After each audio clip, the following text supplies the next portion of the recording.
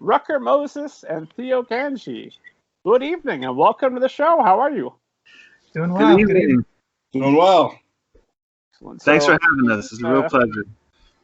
I'm thrilled to have all three of you here. And I know esteemed audience's first question is going to be, wait a minute, you said two authors, but there are three. So Craig, why don't you start by introducing yourself and explaining this conundrum of how we have three authors when two were promised. Yes, indeed. So I'm Craig Phillips, one half of Rucker Moses, along with Harold. And Harold and I go way, way back. We met in college, and I won't say how long ago that was, but we met in college at University of Georgia. So we became fast what we call frenemies. We were very competitive. So we were always, him and I were both in the journalism school. And that's where you got to write, but you also got to make a lot of videos. So we were doing both. And we were super competitive, making films, writing. I was writing for the paper at the time. And we just became good friends. Eventually, we both ended up in LA at the same time. And we became kind of a writing team. And we were writing for a lot of kids' shows for R.L. Stine's Haunting Hour, Christopher Pike's Spooksville, and some other stuff. And that's kind of, and we have a company called SunnyBoy that we've had for about 12 years. So we spend a lot of time together. Harold's like my second marriage. So, but we've been working together in so many capacities, but this will be our first book that we've published together. And in the process of writing our book and our book proposal, we met Theo through Stacy Barney at Penguin Random House.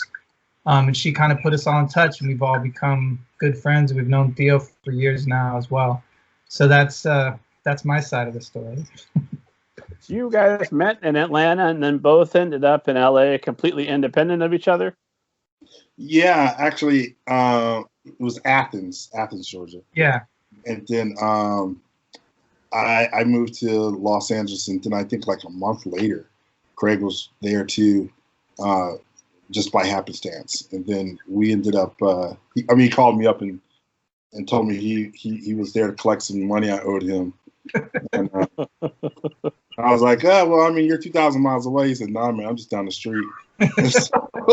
so I figured it's probably better to team up than to stay apart. I was like, did he pay up? Yeah, it's $40. I can find that somewhere. Yeah, I think he did. Yeah, but yeah, we started writing, after work probably about 3 nights a week, just before we had kids and stuff like that. And so we were just kind of writing some epic story screenplays. Like one was this giant ninja epic, which will never get made. Well, that was true, but now the people are going to hear the pitch on the podcast. Yeah, I know. The phone's going to be ringing off the hook. Yeah. It was really cool, but it kind of got us our start in the business. Like we were able to get an agent and kind of get moving, and then that's how we kind of ended up just kind of writing all together. Like Craig said, we ended up writing on the kids' TV shows. We're both kind of 80s kids. Oh, dang, did I just date us? We're both 80s kids, so we grew up on all the fun, the same tropes, and loving the same kind of like television shows and movies, and then, some of that energy is always still embedded in some of our kids' stories, and that's why we kind of like have like a psychic brain that we share amongst each other. So when did you go from working independently together to, okay, we're just going to partner up and become Rucker Moses, and then why be Rucker Moses as opposed to Harold and Craig? So, well, we've had SunnyBoy. It's funny because we've always thought about SunnyBoy, our company, as like an entity above us that guides us. So we answer to SunnyBoy, and then so like we don't like to be the boss or anything. So like you just talk to SunnyBoy. So that was always kind of how we did things. And we've had the company for 12 years now, so we've been doing that for a while. So when we were writing together, I think we just said we should do the same thing and we should come up with a name. And the name is actually traced back to a character in the book, which that could be an Easter egg. I don't know. Maybe we should tell them. No, But we should. it is traced back to one of the characters that's in the book that is a real historical character that we love and we talk about a lot. And he gets a nice role in the book, and we took his original name. It's a magician named Black Herman, who was a really famous Black magician in around the Harlem Renaissance. And so we kind of worked Black Herman in, but his original name is Benjamin Rucker. That was his birth name. So that's where the Rucker came from. And the Moses is just super cool. Yeah, no, it's a fantastic name. So that makes sense. And so why, just out of curiosity, and Theo, I haven't forgotten about you. I know that you're half the team. I've got questions for you as well. But why, again, why was it preferable to have just one name for the two of you? Yeah, that's my question.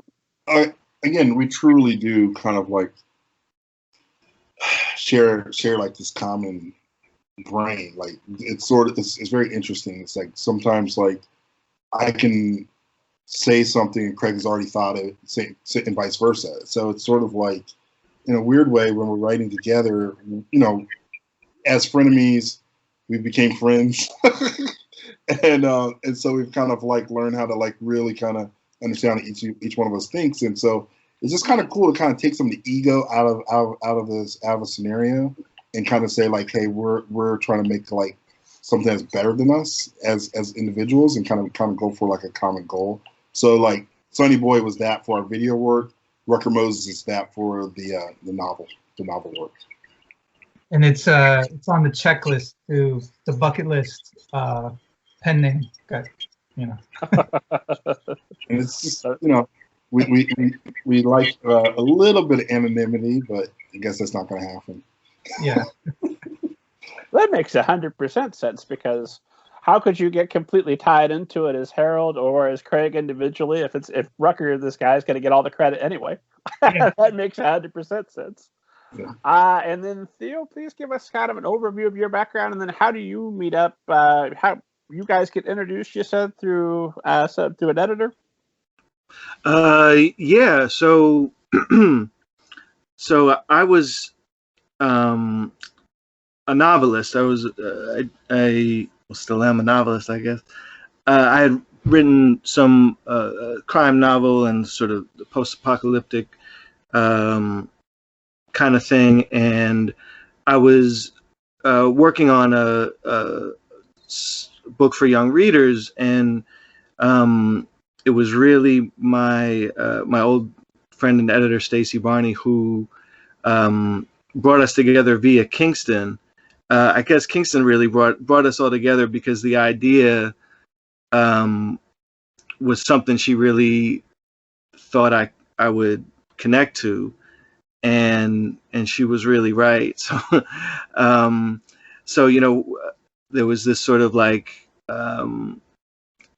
meeting through, in a way I met Craig and Harold through this fictional world that was Kingston's world, and I just fell in love with the idea and the characters, and it really, just their approach to collaboration was so it was so refreshing and eye-opening. So I also I run like an MFA program in Brooklyn, and I came through sort of that style of learning how to write, and we never talked about collaboration. And so Harold and Craig, with their experience in TV writing and writers' room, they just really opened my eyes to how engaging, how fun, and how creatively free and it could be to, you know, to not sort of bear the weight on the shoulders and not look at a book as like, this lonely guy up in a shack somewhere, or an apartment or a mountain, wherever, whatever the mythology around like the single writer that draws a lot of writers to want to write books. If you really break down, some of our favorite stories are, they're coming out of the heads of, collaborators and, people that are sharing enthusiasms and characterizations and points of view. So, it's been just a terrific experience. And so it was really Kingston, I think, brought us together. So these guys, they're ego free because Rucker Moses is taking care of it. But you've got your full name, Theo Gangi, right on there. So you're all ego, I assume, right? Exactly. No, the sacrificing of the ego, it stopped with me. So let's talk about this book, Kingston and the Magicians Lost and Found, which is available February 16th. Is that right? Yep. February 16th, depending on when you're listening to this, esteemed audience, you might be able to go and get your copy right now, or it's certainly available for pre-order. And you're going to want to have it the moment it's available. So who would like to give us an overview of the book? And then the other two can tell us what that person left out, I guess. Yeah. Harold. I nominate Harold. Yeah, Harold. Kingston is about a young man named Kingston James, who is on a mission. And his mission is to find his father who disappeared. His father disappeared in a very mysterious, strange way. And that is through a magic battle or a magic act. So, he just kind of disappeared, and it ruined his life, his mother's life, or so she thought, for a little while. They end up moving away from this cool town called Echo City, which is a kind of secret borough in New York City, in Brooklyn in particular. And so they move away, and his life is, just not quite as magical as it used to be when he was growing up there. And then, circumstances kind of make them come back to that town where he's now going to live in a brownstone with his estranged uncles that he has not seen in a long time. Now, these uncles are also, cool, interesting characters who are magicians as well. They were magicians with his father. But Kingston never really gives up on the idea that his father's still out there. And so really this book takes you through an emotional journey with Kingston, is returning to a cool town that he's been separated from, where he all along could have been looking for his father, looking for clues, but didn't get a chance to. And now he just feels like he has to just really, really has an opportunity to kind of rush and find out what happened to the greatest missing part of his life. But he's surrounded by his mother, who's really awesome, and she's trying to find something to have him be, grounded in. And that's a great dynamic that we love to play with. We all have like some really strong moms in our lives. And then he has some really cool partners that hang out with him and go on this journey with him. And it kind of becomes, again, one of the things that a story that takes you through real magic. It takes you to some fantastical, cool magic. And it helps us play with ideas and to not have it be like the magic we've seen on television or other kind of things we've seen before. We kind of like get to experiment with things like alternate dimensions and different types of physics and what that looks like. So that's it's really through the eyes of Kingston that we're following this cool story. Well, Craig, as the other half of Rucker Moses, what do you think? Did he nail it, or what did he miss? Yeah, well, I'll add along for the ride is Veronica, his cousin. So Veronica is Longfingers, who's one of his uncles. His two uncles are Longfingers and Crooked Eye. So this brownstone that they go to it's called Second Sight, and it's kind of a dilapidated magic shop at this point, but it used to be the family magic shop. So the idea is that Kingston has come back and his mom has come back because they're trying to save the magic shop. It's kind of all they got left in the family, and she's going to try to turn it into something more than a magic shop, which the uncles aren't too psyched about. They might serve coffee, they might have some croissants in the morning, we'll see. But so Veronica is been living in the house. She kind of, you know, her dad is always off doing something. You know, he's known as a trick builder. He always built Kingston's dad, Preston's tricks. So he's always noodling like in his office somewhere, and he's kind of a, you know, a hibernating bear in that sense. And the other friend that's along for the ride is Too Tall. So Too Tall was a friend. You know, keep in mind when he left, he was 8 and now he's 12. So the first time he sees Too Tall's grown probably 2.5, 3 feet. He hardly recognizes him. But he's really happy to connect with an old friend.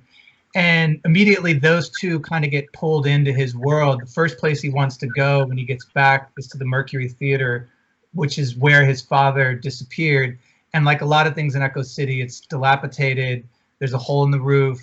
And they sneak in there. And that kind of starts the journey because he finds the Magician's Lost and Found inside of the Mercury Theater. And the Magician's Lost and Found is kind of the key to starting the journey to finding his father, but also finding the magic within himself. I don't want to give away too much in the book, but there's something that happens to him when he finds the Magician's Lost and Found and reaches inside, and that kind of starts this parallel journey of the clues to his father's disappearance, to like where exactly did he disappear, who knows how to get to him, and then also this magic that's within him, and figuring out that part as well. And that's, you know, that's kind of like the parallel journey that he's on along with his good friends Veronica and Too Tall. And Theo, what do you think? Any missing pieces that will still need to be added? I wouldn't say missing pieces. I would just sort of take the big picture take, which is that it's a missing father quest story. It's about, you know, obviously it's this trope. It's almost like a gag that so many of these like adventure stories, you know, open with, you know, a missing parent or a dead parent. But I think what that does as a, you know, as a story is that's the moment that, you know, when we're as kids, we're first tasked with confronting the world truly independently as our own person. And that's when we begin to author our own identities. So this is, you know, when Kingston comes back to Echo City, the first place he needs to go is the Mercury Theater, because that's where his dad disappeared. And he's in his sort of obsession to get his dad back and emulate the magician that his dad was. You know, he begins to discover himself and discover a whole lot of surprises about the nature of magic and reality as we know it. Yeah, and a lot of secrets in Echo City as well, which has been fun to play. Yeah, I mean, go ahead, Harry. We kind of like to kit bash a couple genres together, you know. So there's some action, there's some mystery, a lot of drama. We kind of put those together and kind of like really just kept trying to make every scene as fun and as punched up as we could. So Theo, were you the Brooklyn expert, since these two have, you know, they have masterful knowledge of Athens, I assume, and masterful knowledge of the West Coast, and then you're the guy that's pointing out all the landmarks for Brooklyn, right? Or did you all get together in Brooklyn and kind of map out Kingston's journey, or how did that work? Yeah, definitely. I think brought some of the Brooklyn to the project. We actually invented a new neighborhood though in Echo City, which was a lot of fun. So, and There would be some Brooklyn visits in the process. It was a long process. We worked on this for a long time. But as far as I think I was able to help draw the New York characters and sort of.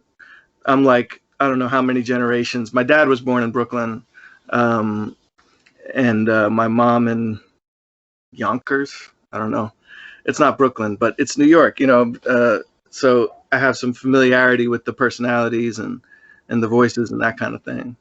But the roots of the family, the James family, are down south. So we were able to kind of merge all of our linguistic vocal influences. Yeah, for sure. Here's a dumb question from a guy in Indiana related to nothing. Have you played the Miles Morales game yet? And if so, how much of Brooklyn do you feel it properly captured? Yes, and unfortunately zero. So what they did, which was understandable, is the story is Miles moving to Harlem. So they nailed Harlem, but they don't actually touch Brooklyn in the game. And by the way, my wife is from Indiana, so I'm there before COVID, I was there like twice a year. So salute Hoosier. You're making the right decision. Stay in Brooklyn. Yeah. I'm actually wearing Colt socks as we speak. Most of my socks are from my in-laws.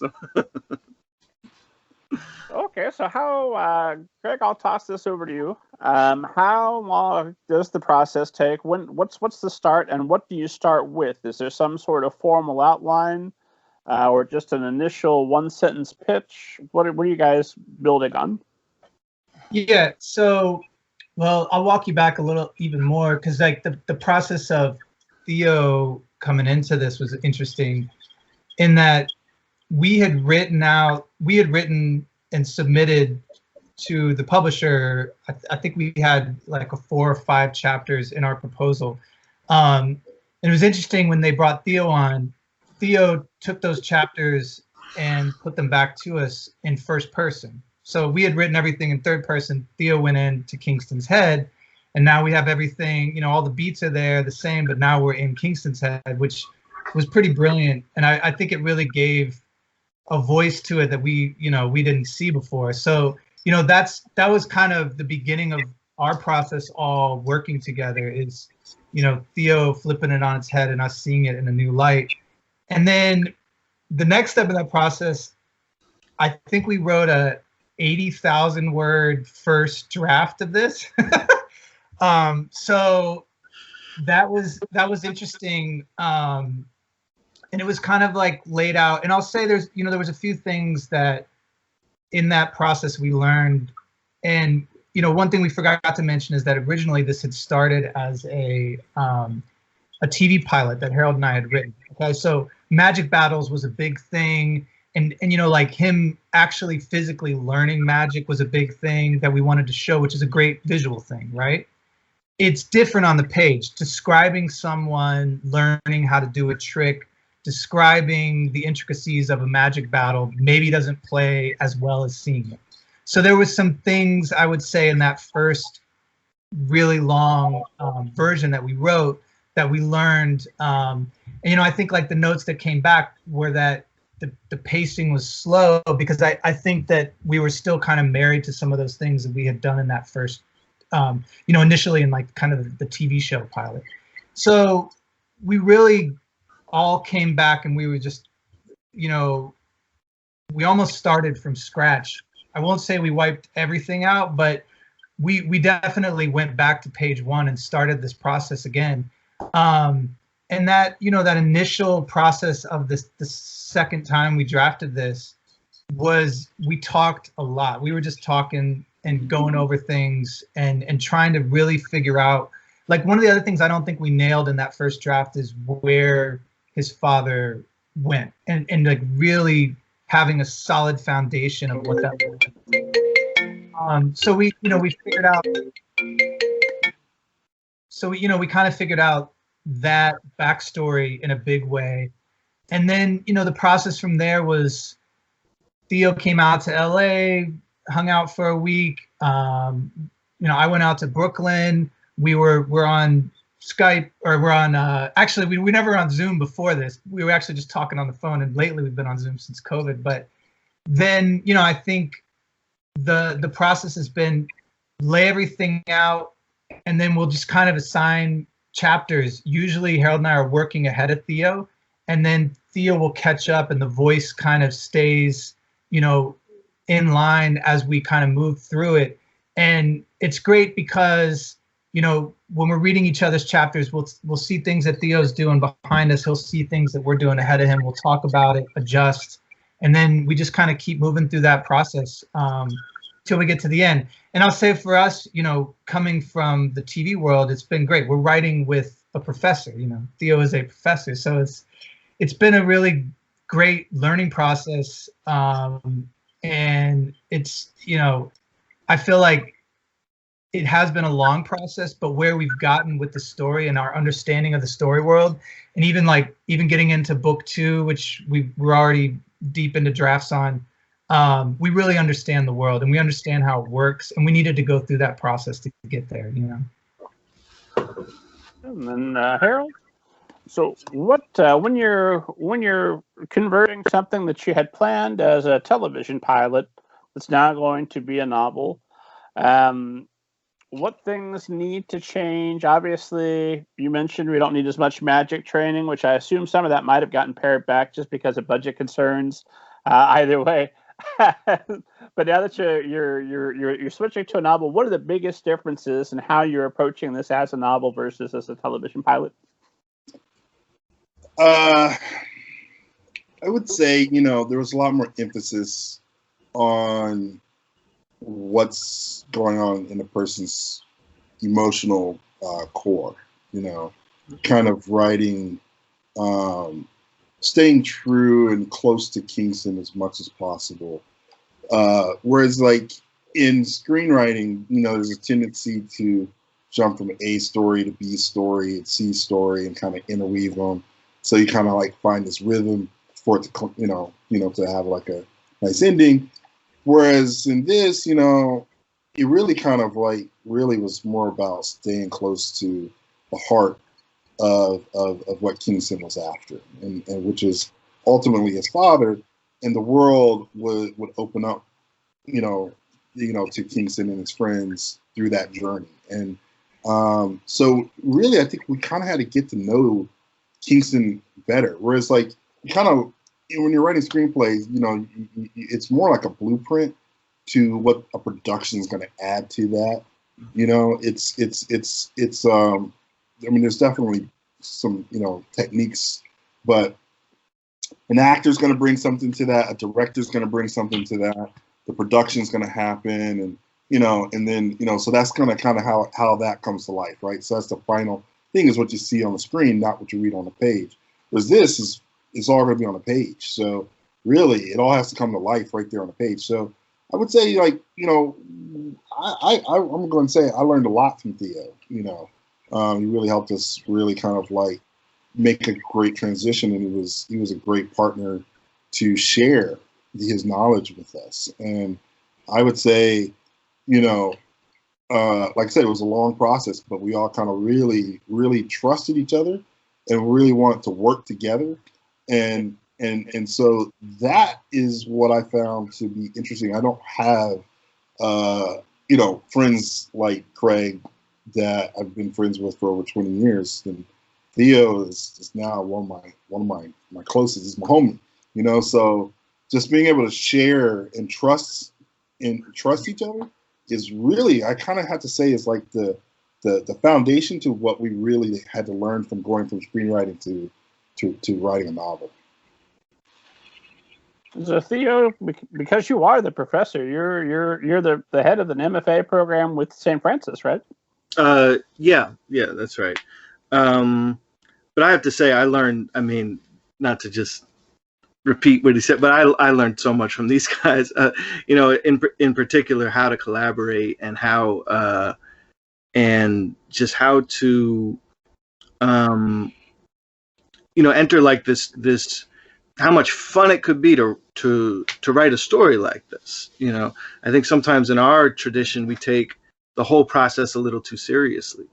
And this is, this is an adventure story. It's supposed to be fun. I mean, obviously we have to draw realistic characters and make a compelling sort of sense of texture and life on the page. But, it's really, at the end of the day, it's about heart. It's about family. It's about, just, speaking to some of the better sides of childhood, and the relationships between parents and kids, and all that stuff. Harold and Craig just were so instrumental in bringing that about in this process. So yeah, I mean, I take Harold's trust not lightly in the slightest.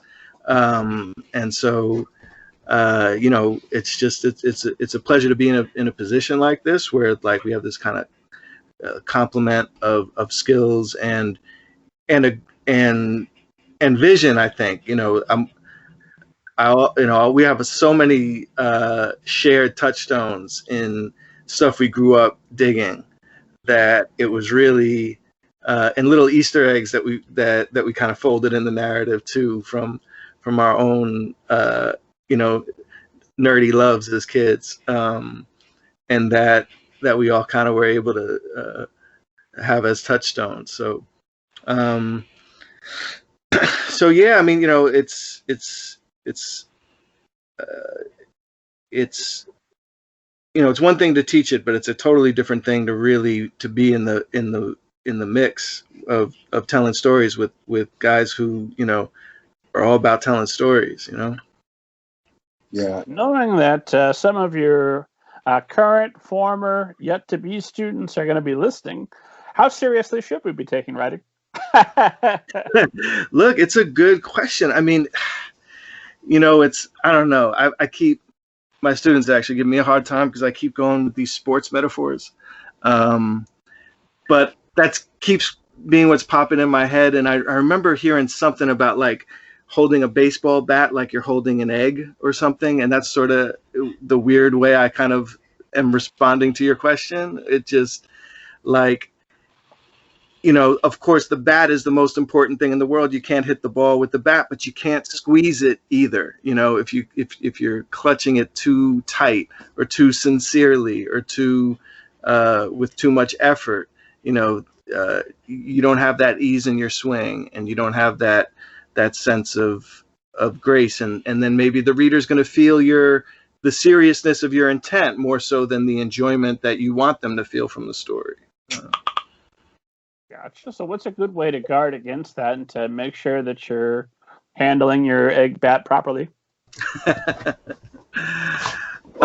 Connect with the stories that you love. Don't judge yourself for what you love. Be honest with if you enjoy a certain type of story or a certain type of TV show or whatever it is, man, that's beautiful. Like, it's great to enjoy things, and it's great for things to be fun,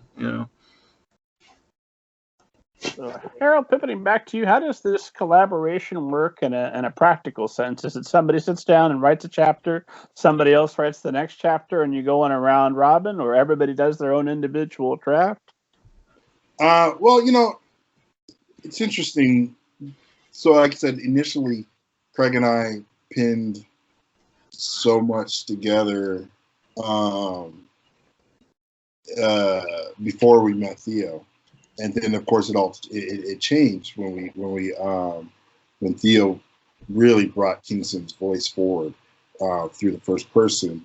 We would share and talk a lot. Probably we would talk for hours and hours and hours on the phone, and just kind of like making sure we all kind of like really were saying like, oh, that's a cool beat. We would kind of talk things out. And then I would say Craig and Theo would pin some stuff, and I would throw some stuff through a Slack channel. Slack became part of our life, where we shared pages. And then again, there's the trust factor again of like saying, okay, great, I threw out some ideas. it might be rough, but at least I know that when it goes to Craig and Theo and vice versa, that it's going to kind of get cleaned up, and we're going to find the voice, and then we're going to kind of edit it together. So it kind of keeps going through this kind of like torus of a cycle to kind of like make sure that we all kind of have a little say in it. Even though they're writing some words that I may not have written, it's still part of my story because we all kind of like started and talked it out, talked all the beats out, and we share this. And I would say that's like when I can't emphasize enough the trust factor in that you know that you don't want to get in the way of like the flow of things, and you know that you can trust your other writing partners to kind of like to nail something for you or with you, and then you also know that they'll listen to you when you need to make a change. Or so it's really kind of like we never got in each other's way. We really just kind of like worked together and kind of like made sure we kind of found a flow. And I would just say that flow was really the way to really practically get it done. So was there, let me come back to you, Theo, because you're coming in a little bit like the new person. I mean, we heard Craig and Harold's When Harry Met Sally origins, moving across the country together. And then you come in and you're the third person. So what's that like, coming to an established group and bringing in your new perspective? And then also something I was looking for is, where does this start to feel like I'm reading three different authors? And I couldn't identify that. It's remarkably consistent throughout. Like, oh, this does somewhere in there. You guys have created a single voice, a single narrative. Maybe the first person perspective helps with that. I'm not sure. So how did you have any hard and fast rules of, okay, we're only every paragraph can only be this long or shorter? Because I noticed a lot of white space on the page. How do you make sure that there's a unity, and also what is it like to come into an established group? Yeah, it's interesting. Like I was, something I was wary of kind of going into it. Like, man, these guys are so close and they've known each other for so long. How am I going to sort of fit in on this? But man, I'm still waiting for it to be an issue. They've just been, I don't know, part of it is probably they're just, I don't know, maybe they're pros, or they're just like really just nice guys and easy to collaborate with and easygoing. I think, one of the things that always impressed me was we would have these crazy brainstorming sessions, and like, no matter how, if one of us didn't react well to an idea, man, we just moved on. There was very little like, man, I'm sticking to my guns, and you guys, or just, sort of defensiveness around a thing or this or that. It just sort of felt like there was there was, not to overuse trust, but a belief in that we were all, that we could all, the best ideas were something we were all going to really be on board with. So, I think as far as the continuity and the voice stuff, it's just, they would, they would be giving me pages for stuff that was kind of coming up ahead, and I would just make sure everything felt like it could have been said by the same voice. So that there was a lot of rewriting. There was a whole draft of rewriting. We wrote an entire book. We basically there's a whole draft,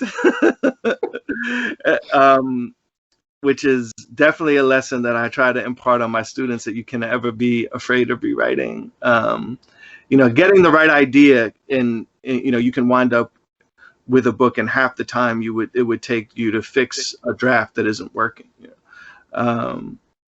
So the idea is for it to feel effortless when you read it. It was not effortless in the creating of it, but it should certainly feel that way. That was definitely what we were going for.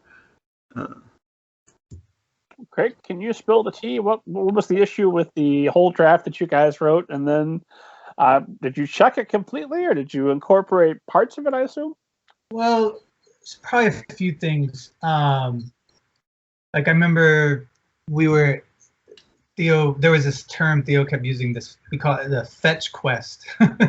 So, you know, that came up a lot. And I mean, I think that I would say that that was a part of it, that it started to become episodic, which I think goes back to our kind of TV minds, that you write things.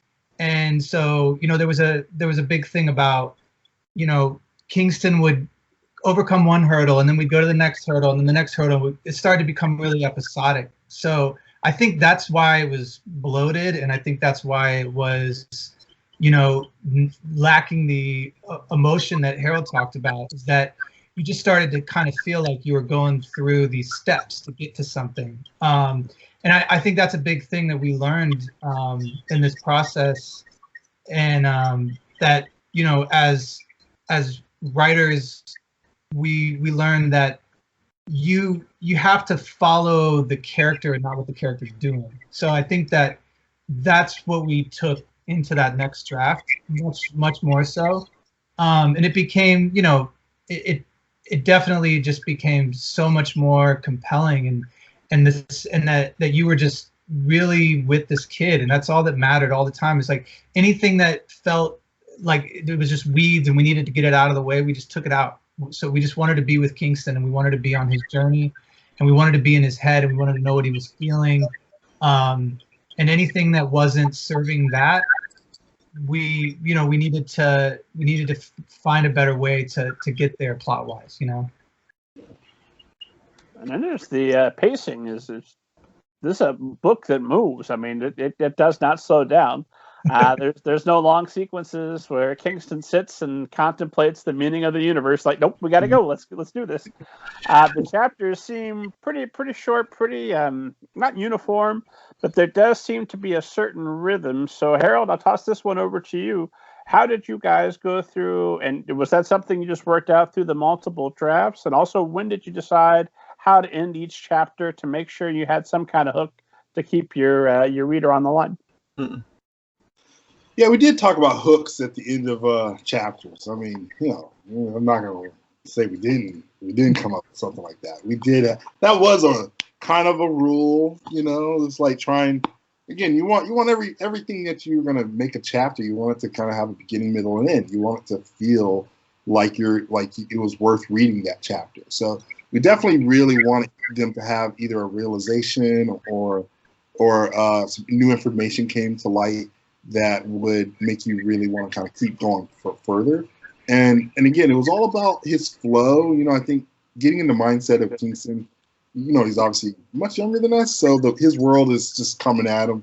So it was just about again, like feeling like you were, I don't want to say roller coaster, but you're in the ride with him, you know. So I would definitely say coming up to the end was the thing, but a lot of it again was organic. We just did not really want things to slow the experience down, but we, you know, wanted to hear the voices. We want to hear Nina. We want to hear Veronica and Tutal and the banter they have. We felt like that was the way that people and kids, the way we remember them talking. I mean, I know there wasn't a lot of devices in this book, but we really want to have that kind of like, how do you end a conversation when you're speaking with your best friends?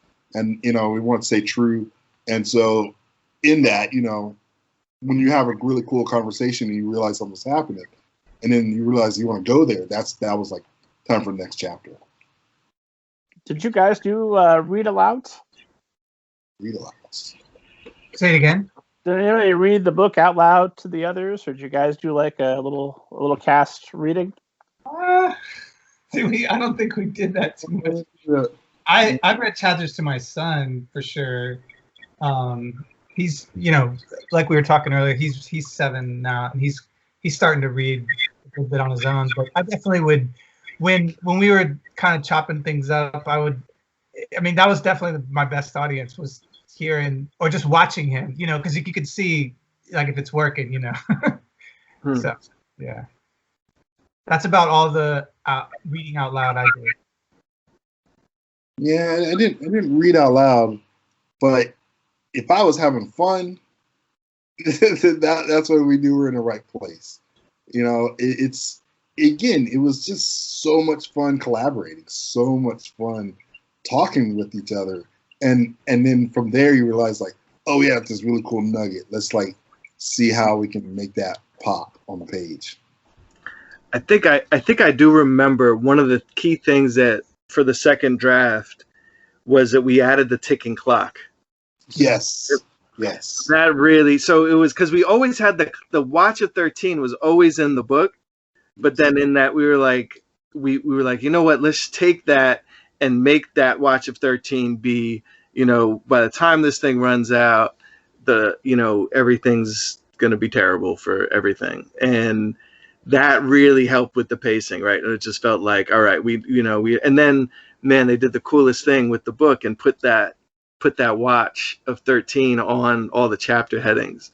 So like, I love what a publisher can do. So it just gives you this sense of time running out, even just as a little visual thing. Just remember that clock's ticking.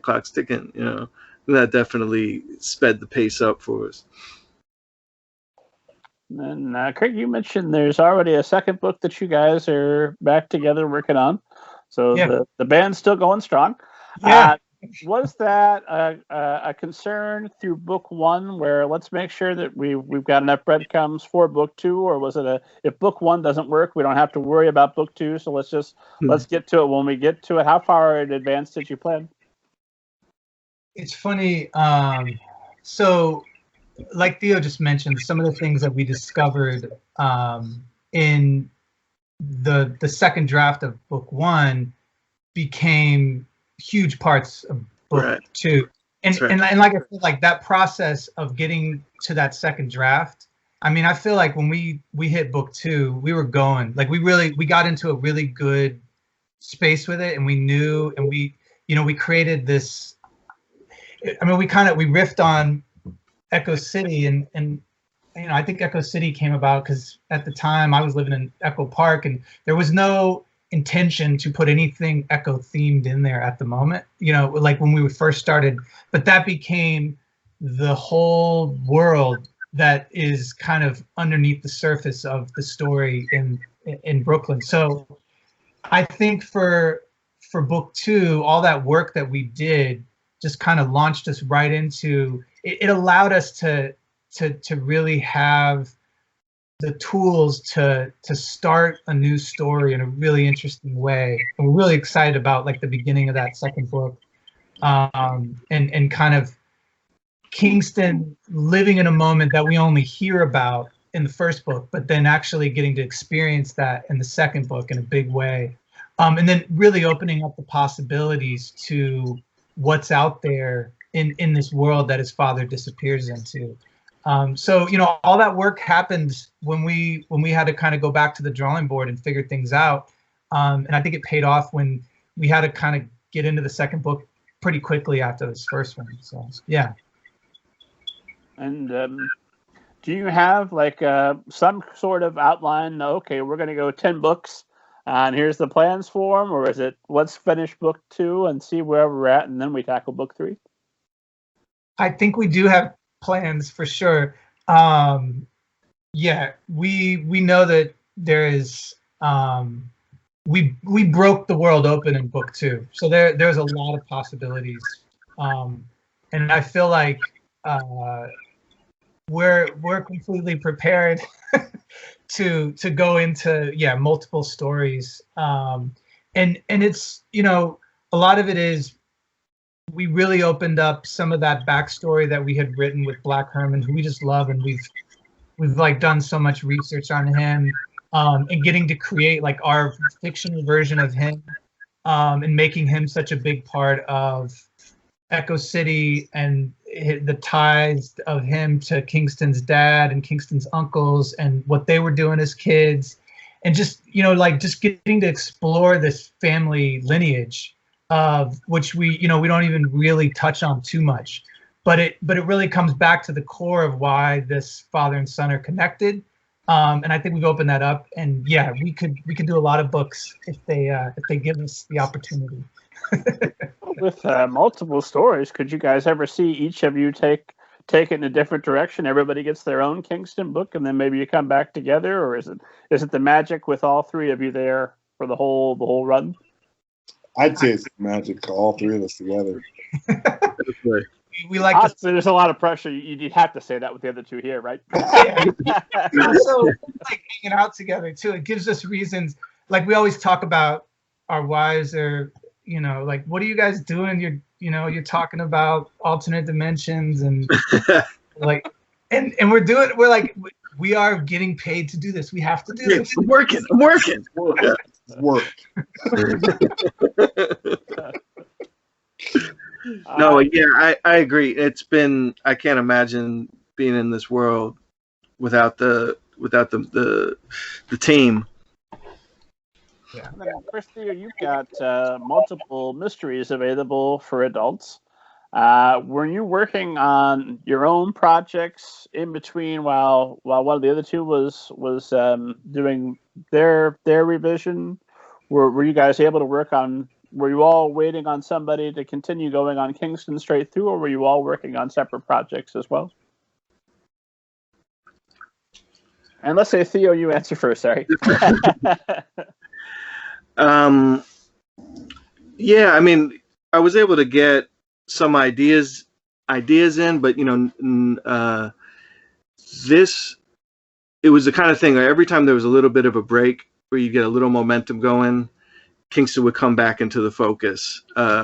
So there's ideas, and we're actually also talking about a new idea as well. I don't know how much we can talk about it yet, but the collaboration. Not to talk about it a little bit now. But the collaboration was very rewarding, and I really, I'm looking forward to just writing more books with these guys.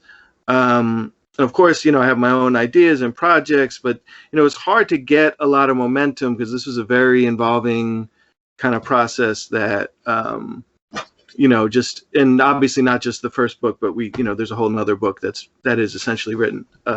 So that was pretty involving, at least for me. Yeah, that was the COVID project. That was it worked out. Yes, yeah, true. Some runway. So, okay, well, that leads us right into the elephant in the room in every conversation here in these plague times.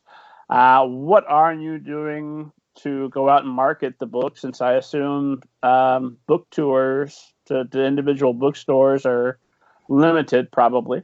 Yeah. And Harold, why don't you start?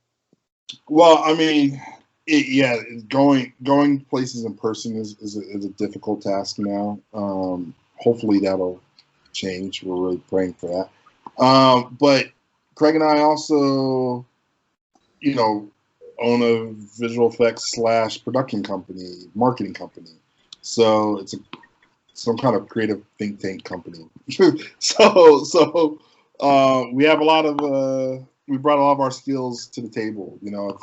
It's like, great, I spend a lot of time marketing other people's projects. Why don't we market our own? So we have a trailer that we put together that's coming out. I think we're pretty happy with it. Again, it's finding the love for Kingston in a different way every time we turn around. It's like, oh, great! It was cool finding it in Friends, finding it on the page, now finding it and trying to create some kind of visuals to market it. So we're doing some trailer stuff, trying to meet people on social media networks and stuff like that, and then we put out. Will that trailer be available as esteemed audience is listening and they want to pull it up? It should be. It'll be available. Well, we are in the future, so it should be available now. That's right. It is February 16th. It has always been February 16th. Anybody who says otherwise, yeah, you can ruckermoses.com. It'll be there. I'm sure it's in a couple other places. So yeah, it's out. Yeah. So I mean, finding those visuals and working with Megan Beatty and Ashley Sparrow and the rest of Penguin Random House is a new experience for Craig and I in particular. So this is we're looking for some guidance and looking to kind of like, again, put our best foot forward and kind of like to show the love for what we made. Well, obviously, Megan Beatty is the best publicist, one of the best publicists you could ever have. I'm trying to remember all the other publicists who've come on the show, but Megan Beatty definitely did, and you can check out her interview, esteemed audience. Check the back catalog, well worth your time. And Craig, over to you. So how does marketing this book now, aside from coming on this show, which brace yourself for the tidal wave of fame and fortune that Little Great Ninja will bring you, how are you? How does this differ from your usual marketing for a book? Yeah, so we're doing I think 3 different cities. So we're gonna obviously do New York, LA, and Atlanta, because we're from Atlanta, we live in LA, and Theo's out in New York, and the book takes place in Brooklyn. So we're gonna do 3 of these virtual, like a virtual book tour. And it's funny, I've been watching some of these. They're actually really great and compelling, and it's fun to watch authors talk about their books. And knowing, having gone through that process, I respect it a lot, and I see the passion and people wanting to talk about their books when they get released. So we'll be doing that. Another thing that we all kind of decided to do, and we're just filming it remotely, kind of like this. We just did the first one the other day. Is we're gonna make some videos that kind of give some insight into some of the real characters that are in the book, some of the real tricks that are in the book that have really interesting history to them. So we thought that'd be some great marketing tools. Like there's so much great stuff that we've read in the process of researching this book that we want to share with kids and get them really invested in this like history of magic, which is just fascinating.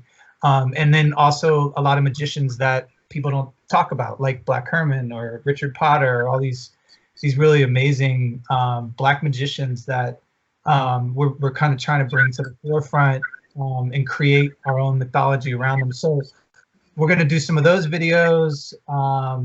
And then, just trying to talk to people like you that are, in this world. We've met, I think we're at the beginning of this process of meeting a lot of these people that, this community, and it's great. It's such a amazing, supportive community of writers and reviewers and people that love books. And I grew up loving books. When I was 12, I would love to read Kingston.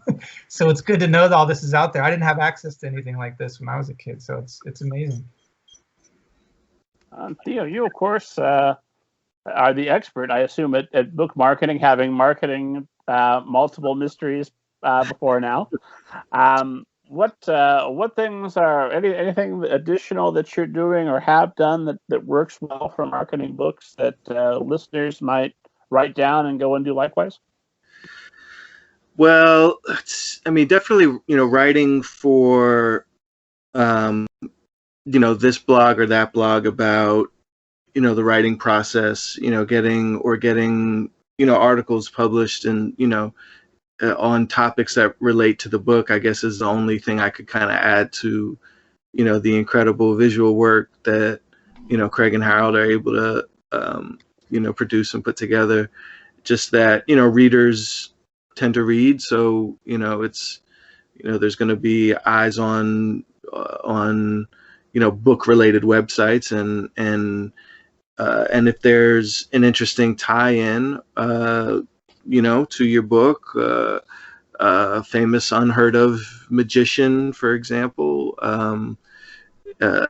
then maybe there's an opportunity there to place an article about that book. That character, and with the link to the book where here you could learn more in Kingston's adventure kind of deal.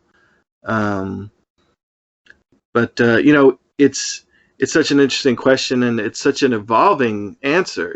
There's so much content, and there's so many ways that folks can occupy their entertainment centers these days that it's you got to try everything. See what sticks. Try a podcast. Try YouTube. Try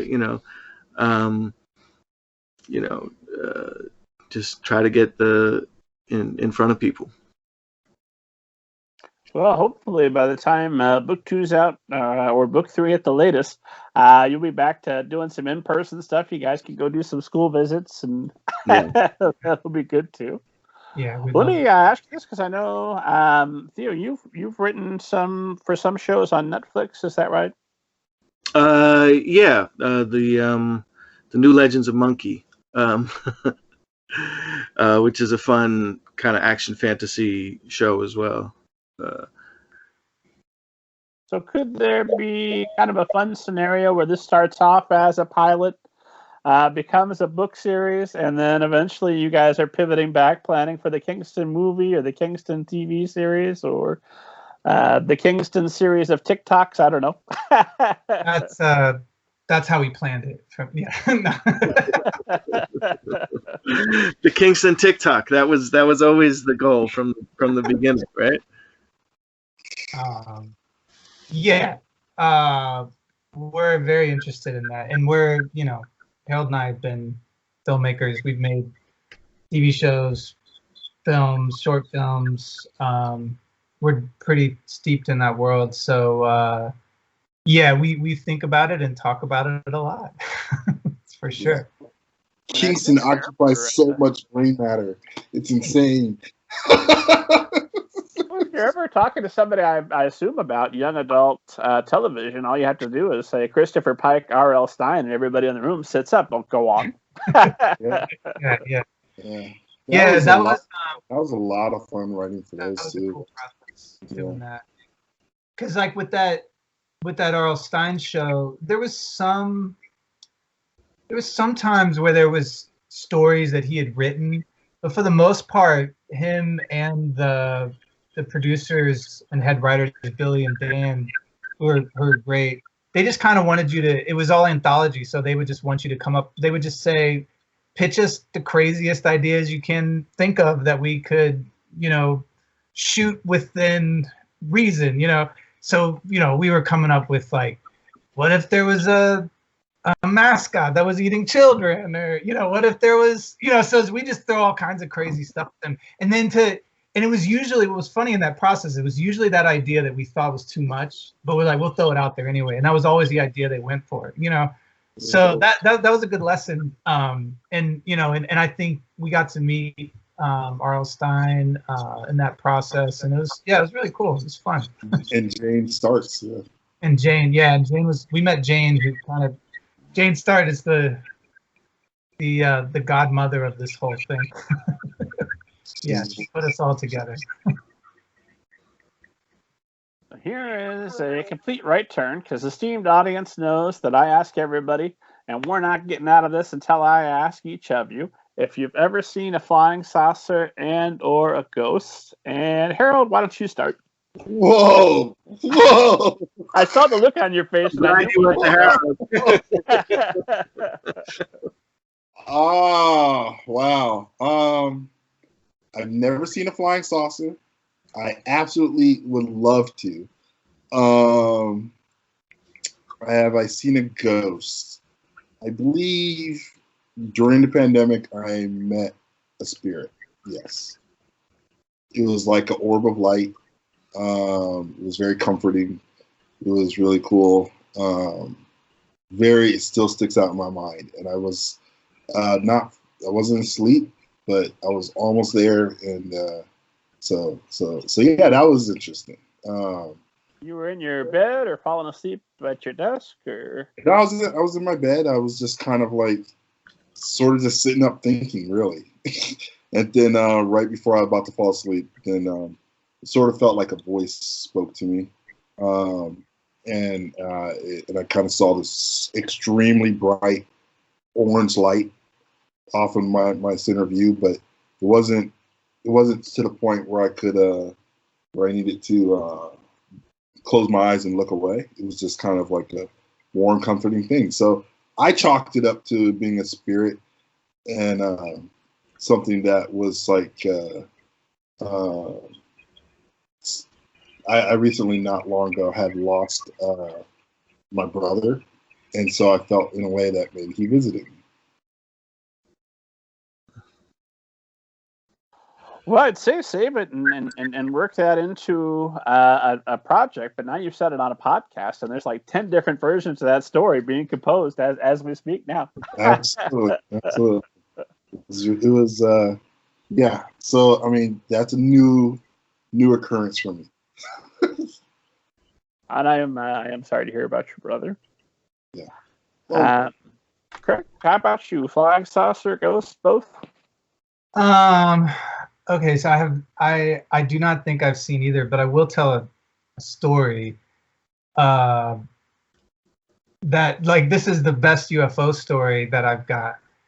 So when I was in college, where I met Harold, I wrote for the paper, and I would do the music beat, which was a great town. Athens is a great music town. So I got the honor of interviewing George Clinton one time, and he told me a fantastic story about him and Bootsy Collins driving in the middle of nowhere in Canada and getting stopped by a flying saucer and having a full-on, hour-long conversation with aliens, and then proceeded to fall asleep. With Bootsy Collins? He was with Bootsy Collins. There. So she is also talking to the aliens. Fantastic. Yeah, they were together doing the thing, and then like 5 minutes after he told me that story, I just heard snoring on the phone, and he had full on fell asleep. So that's like I feel like that's the closest proximity to seeing an alien or talking to someone that I actually believed their story that they did see an alien. And ghosts, I have not seen ghosts. I've seen my son. It felt like he was definitely seeing ghosts when I've seen him wake up in the middle of the night and like talking to someone in the corner of the room. That went on for a little while. So yeah, by proximity, yes. Kids are wonderfully creepy at times, aren't they? Sooner or later, they're going to ask, Daddy, when will you die? Don't why would you ask that? Because you want it to happen, or just because you... I assume that I inherit all of this, and it looks pretty nice. Theo, how about you? Ghost or a flying saucer? I have to say I have never seen either, but I believe in both. But I don't have a cool story about them either. Just that I'm sure they're out there, and you guys could reveal yourselves anytime. I'm waiting. Yeah, now would be a good time. Books to write. I need a podcast story, guys. Come on.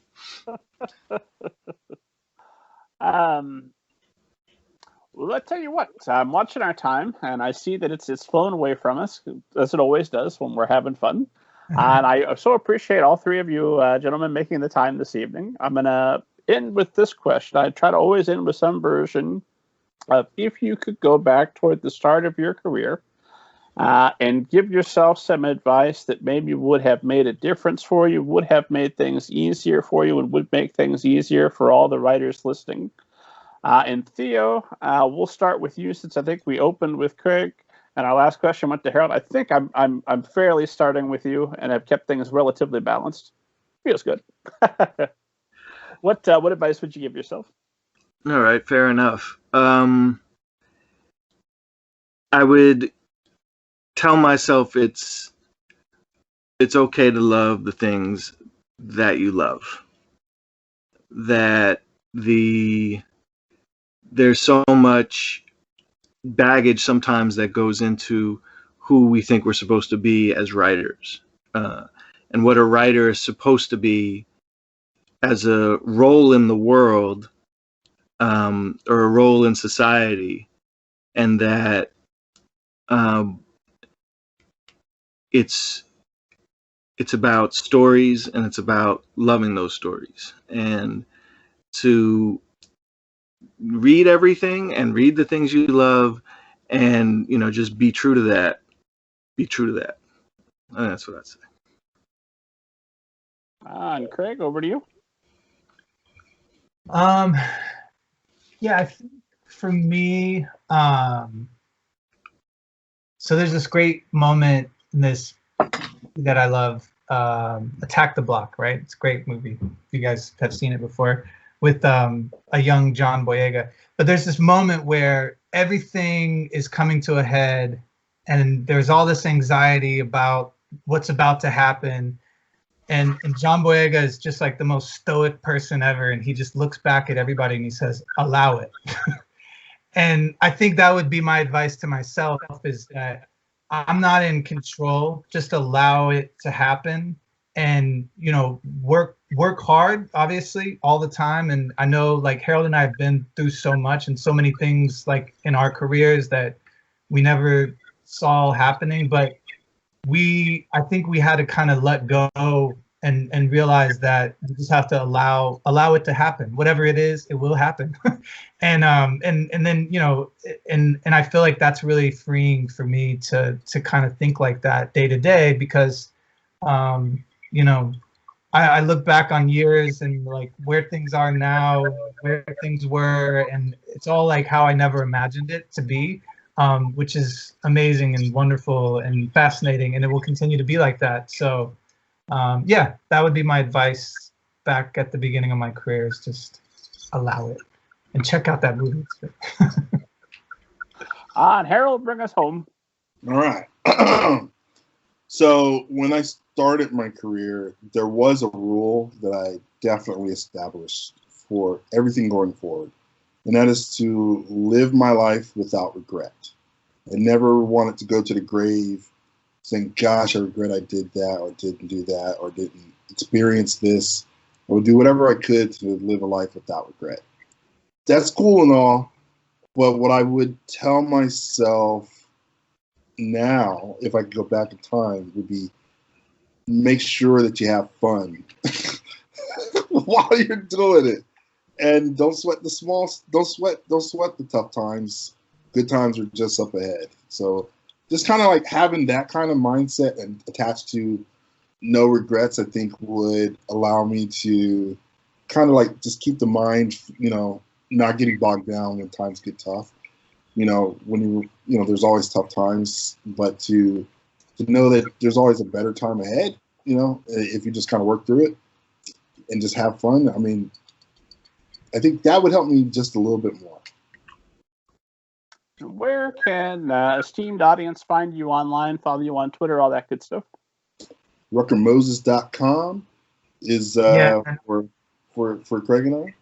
And Theo. I mean, it's all the same. It's all one book. Craig, where can any place else you'd like to plug for folks to find you? Yeah, just RuckerMoses.com, and then on Instagram, Rucker.Moses. We're putting a lot of fun stuff up there. So yeah, that's about it. Yeah, and I'm at TheoGangi.com, and on Twitter I'm TPRGangi at TPRGangi. Gentlemen, thank you again for an absolutely wonderful conversation. I think we've all learned quite a bit about writing and Ghost. It was a good time. Esteemed audience, as always, head to middlegradeninja.com for interviews with hundreds of literary agents, editors, publishing professionals, and authors, my favorite people. Folks I know you'd be interested in. Download your free copy of Banneker Bones and the Giant Robot Bees. And God willing and I'm alive, I'll see you next week. Thank you. Oh my God, I mixed up Into the Spider-Verse with Miles Morales, the video game. I'm going to be kicking myself all night for that one. Woo! But otherwise, fantastic show. Oh, yeah. Did you, are you playing that game? I played it about a month ago. Okay, yeah. Whenever it first came out, it took me like 3 or 4 days. It was really short. It was beautiful. But I was like, oh my God, I have a whole new system for this, and it's over. Well, I'm sorry. So you were trying to ask about the movie. I was, because I know, Hello Brooklyn, and he was in Brooklyn in the movie, but in the game, you're right, it's Harlem. Damn it! Well, I was a little peeved that they took us out of Brooklyn, so I was like, I was all ready to to let them know, can't take Miles Morales out of Brooklyn, but they did it. But yeah, Into the Spider-Verse was fantastic. We love that one. Dear sir, Oh, yeah. despite your millions of dollars, I have a complaint. Into the Spider-Verse was interesting for us to watch because we kind of realized how there's some complex things going on there, physics and it story-wise, it just works so well. I remember I watched that with my son a few times, and he got it. Like, there was nothing confusing to him about it at all. So that was cool for us, because I think sometimes we always have to pull ourselves back because we want to explain things. Like Harold and I are big fans of Michio Kaku, and we're always trying to say, it's like, well, this is actually string theory or this, that, and the other, and trying to put our scientific mind on it. But that movie just was so effective, with some really big concepts. So yeah, we enjoyed it.